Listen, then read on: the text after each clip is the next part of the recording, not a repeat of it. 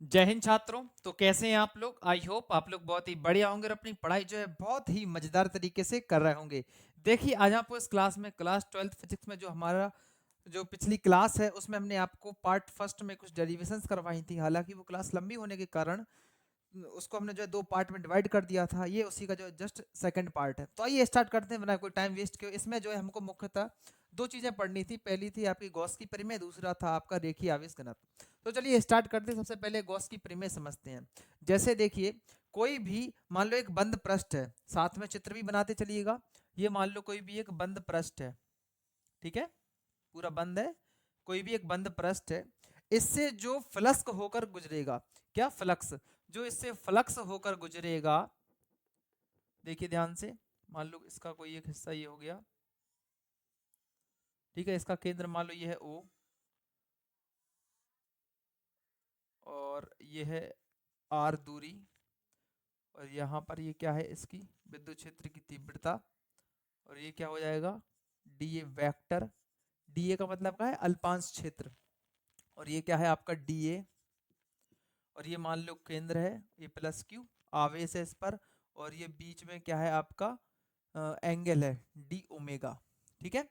अब देखिए यहाँ पर किसी बंद पृष्ठ पर, क्या, किसी बंद पृष्ठ से गुजरने वाला कुल वैद्युत फ्लक्स, जो इसका कुल वैद्युत फ्लक्स होगा, अर्थात फाई ई, क्या, फाई ई, रेड पेन से लिखे दे रहे हैं हम, फाई ई, जो ये फाई ई है, इसका मान किसके बराबर होगा, उसके कुल आवेश अर्थात प्लस क्यू का कितना होगा, 1/एप्सिलॉन नॉट गुना, कितना होगा, 1/एप्सिलॉन नॉट गुना। इसे हम कैसे लिख सकते हैं, फाई ई बराबर क्यू अपॉन एप्सिलॉन नॉट या जीरो। एक बार फिर से सुनिएगा, किसी बंद पृष्ठ से होकर गुजरने वाले विद्युत फ्लक्स पर लगने वाला, क्या, से गुजरने वाला कुल आवेश उसके 1/एप्सिलॉन नॉट गुना होता है। एक बार और सुनिएगा ध्यान से, किसी बंद पृष्ठ पर, ये मान लो कोई भी बंद पृष्ठ हो गया, किसी बंद पृष्ठ से होकर गुजरने वाले वैद्युत पृष्ठ पर लगे कुल आवेश का, क्या, कुल आवेश का 1/एप्सिलॉन 0 गुना होता है। ये क्या हो गई आपकी थ्योरी अर्थात प्रमेय हो गई। अब देखिए इसको जो है सिद्ध करके दिखाते हैं। सबसे पहले तो देखिएगा, प्लस क्यू के कारण, प्लस क्यू के कारण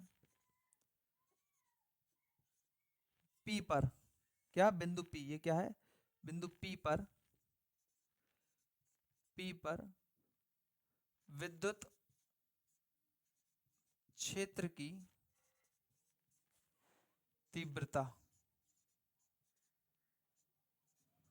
ठीक है, ये कितनी हो जाएगी आपकी, ई बराबर 1/4 pi epsilon naught into Q upon R square. अब देखिएगा यहां पर थोड़ा सा हम कोण के बारे में समझ लेते हैं। डी ए द्वारा बिंदु ओ पर घन कोण, जो ये डी ए है मतलब अल्पांश क्षेत्र पर, इसके द्वारा जो बिंदु ओ पर जो घनकोण बन रहा, मतलब कौन सा, डी ओमेगा बराबर, इसका फॉर्मूला क्या होगा, D A cos theta upon R square. ये आपको थोड़ा सा इसमें याद रखना पड़ेगा, आगे हमें जो है आवश्यकता पड़ेगी। अब देखिए यहाँ पर हम क्या लिखेंगे, डी ए, यहाँ पर देखिए डी ए मतलब अल्पांश क्षेत्र, अल्पांश क्षेत्र में से होकर गुजरने वाला, गुजरने वाला विद्युत फ्लक्स कितना हो जाएगा, डी फाई ई। इसका फॉर्मूला क्या बनेगा, इसका फॉर्मूला बनेगा ई डी ए, ये क्या है, वेक्टर है, और जब इनका आपस में गुणा करते हैं ए डॉट बी, इसका जो है ये मान लो ए है ये बी है, ए डॉट बी बराबर क्या होता है, ए बी कॉस थीटा। तो इसमें हम क्या लिखेंगे, डी फाई ई बराबर क्या हो जाएगा, E D A cos theta. अब देखो यहां पर आप ध्यान देना, जो ई का मान है वो कितना है आपका, ये रख दो सीधा, डी फाई ई, ये कितना हो जाएगा आपका 1/4 पाई एप्सिलॉन नॉट इनटू क्या हो जाएगा Q/r² इनटू में क्या है dA cos थीटा। ठीक है, अब देखो क्या हो जाएगा, ये Q को इस साइड लिख दो, उसका कारण भी अभी आपको हम बता रहे हैं, Q/4 pi epsilon not into ये इसके नीचे आ जाएगा dA cos थीटा/r² डी फाई ई। अब देखो ध्यान से, ये किसका फॉर्मूला बन गया, डी ओमेगा का। तो यहां पर हम क्या कर सकते हैं, देखिए यहां पर क्या लिख सकते हैं, डी फाई ई बराबर Q/4 pi epsilon not into यहाँ पर क्या हो जाएगा डी ओमेगा।